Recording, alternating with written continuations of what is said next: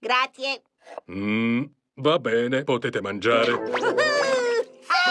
Lascia al biscotto il tempo di assorbire il latte. Più il biscotto si inzuppa di latte, più buono sarà. Inzuppalo di nuovo, vai! Dai, fino in fondo. Te la stai cavando benissimo. Pazienza, pazienza. Aspetta ancora.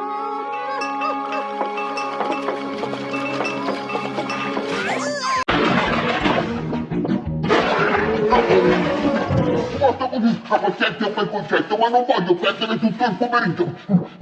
Dovremmo giocare con gli yo-yo, poi a palla prigioniera con una palla gigante, camminare sulle mani, giocare a basket sott'acqua, a Shanghai usando tronchi d'albero e poi a 1, 2, 3... Stella.